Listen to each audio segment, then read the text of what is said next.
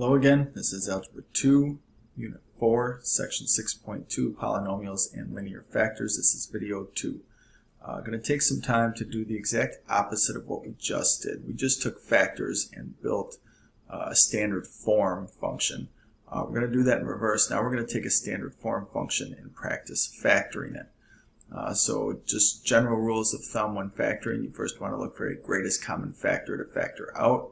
Remember, factoring means write as a multiplication scenario in hopes in the end that when we complete our factoring we'll also have some linear binomial factors.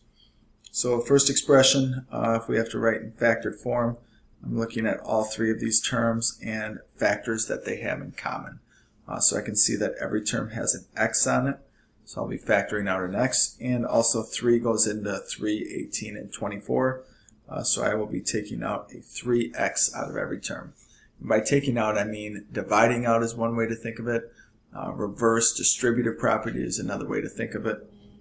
So what I would have left is after I take out the multiplication of 3 and x out of 3x to the third. So 3 divided by 3 is 1, and x to the third divided by x would leave me with x squared. Taking out one multiplication of x out of x to the third, I'm left with an x squared.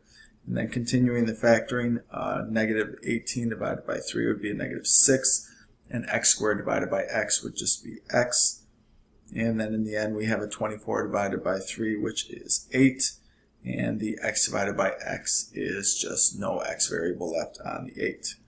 And then I'm going to continue to factor. I see I have a quadratic trinomial.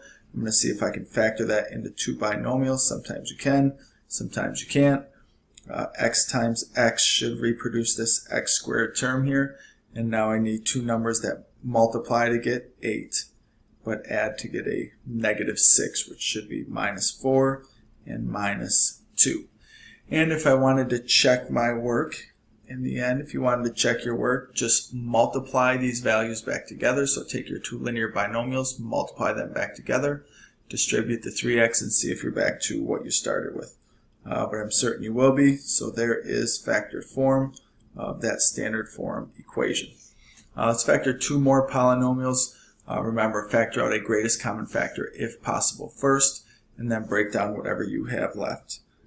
So same scenario here. It looks like I have a 3x that goes into every term.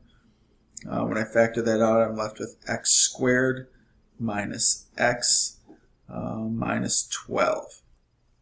And again, look at the quadratic trinomial, see if that can be factored any further, which again in this case it can. So x times x produces x squared.